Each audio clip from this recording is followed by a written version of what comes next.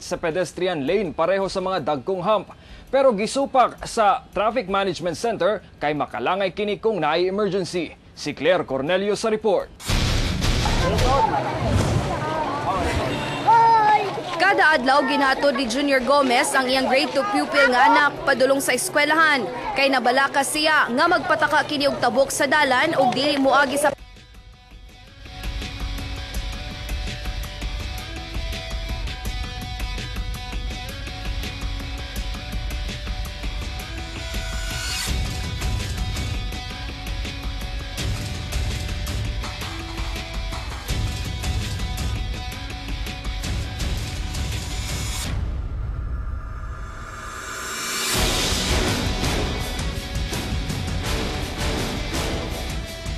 Mahigit 2,000 residente ang makakabenepisyo sa health station na ito. Kapamilya na kasi natin taog problemang teknikal kaganiha, pero atong balikan karon ang balita kabahin sa usa ka resolusyon nga gipasa karon sa konseho sa pag-elevate sa pedestrian lane pareho sa mga dagkong hump. Pero supak ang Traffic Management Center kay makalangay kini kung naay emergency. Si Claire Cornelio sa report. Kada adlaw ginhatod ni Junior Gomez ang iyang grade 2 pupil nga anak padulong sa eskwelahan kay nabalaka siya nga magpataka kini og tabok sa dalan ug dili moagi sa pedestrian lane. Kay ang akong kuan ako sa mga kuan ba motorsikad ba mga motor o jeep ginaton na ni para gampingan ako bata. Usa ka resolusyon ang gisangat nila Councilor Melchor Kitain ug Councilor Pilar Braga nga i-elevate ang mga pedestrian lane nga murag kalapad nga humps. Actually, we thought of this because we noticed that there are some vehicles which do not slow down. Apan dili kayo pabor niini ang Traffic Management Center kay siguradong maapektuhan ang dagan sa mga sakyanan, hilabi na kung naay emergency sama sa mga ambulansya.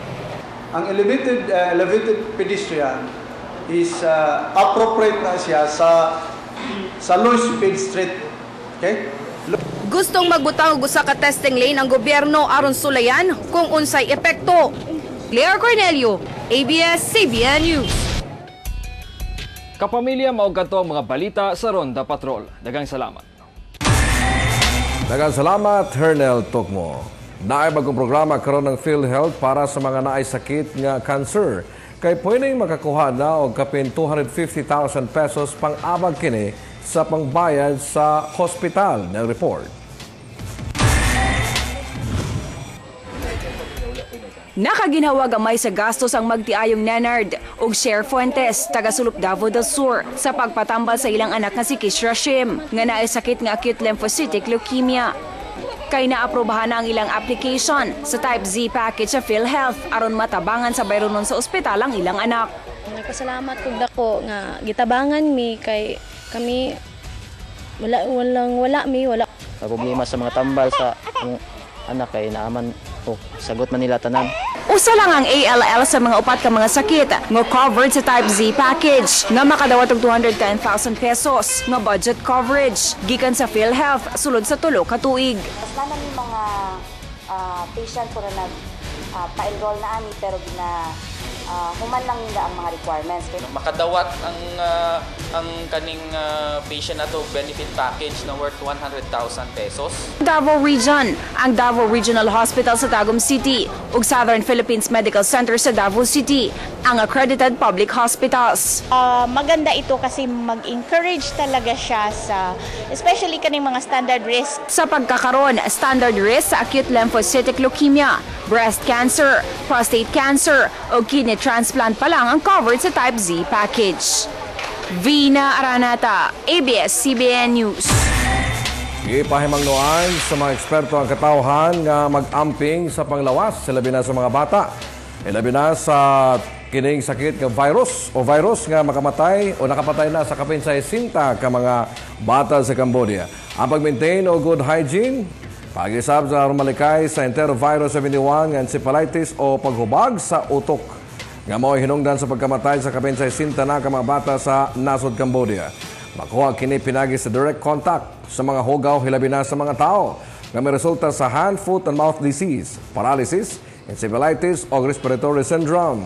Sintomas din ang pagsakit sa ulo, kumbulsyon, pagsuka-suka o perming katulugon. 1965 pa ang sakitapan, wala pa natalang kaso din sa Pilipinas.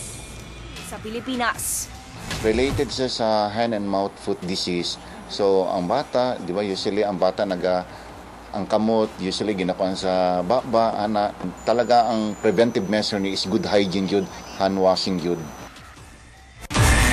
Gipailaw sa HIV/AIDS Awareness Symposium ang mga estudyante sa Holy Cross of Davao College aron madungagan ang kahibalo sa paglikay sa mga sakit.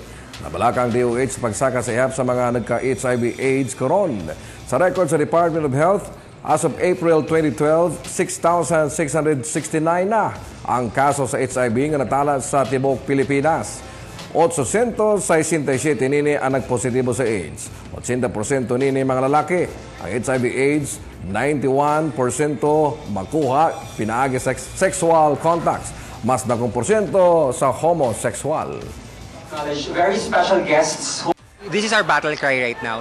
Let this generation end HIV and the next generation will be HIV-free. Para mapalaganap yung ating advocacy para tumigil na at kung hindi man lang matumigil ay mabawasan yung mga kaso na lumalaganap sa atin dito sa Pilipinas. O katulad sa itong mga balita, karamutan salamat. Happy weekend!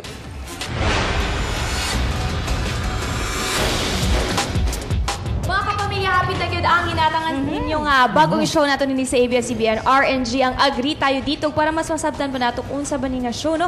Aniya, let's watch this.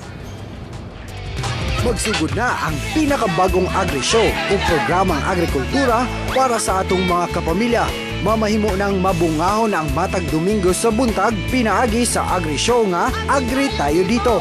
Puno sa impormasyon, panginabuhian o mga nagmalampuson sa agrikultura ang matag episode sa Agri Tayo Dito. Ug mo agrigyud ta sa napiling host sa maong show kay matag Domingo ubanan kita perme sa atong kaagring kapamilya. Walay lain ang Season 2 PBB Celebrity Edition Big Winner nga si Ruben Gonzaga. Kapalit ko yung sarili ko sa kanya. Malampusong nahitabo ang presscon sa bagong Agri Show ug didto pa lang nasaksihan na sa mga naimbitahang press ang mga angayang atangan sa pilot episode. Maunang kung gusto ka og dugang kita, kasayuran sa agrikultura o guban pa, agri na og tanaw matag Domingo alas 7 sa buntag sa Agri Tayo Dito. Agri Tayo Dito. Agri Tayo Dito. Atong Siron ang magi-post dinha sa atong Facebook fan page. Ay, saron ta ang winner karong adlaw. Ayan, congratulations sa atong winner nga si Bebs Baron Dado. Muna nga picture siyang best friend.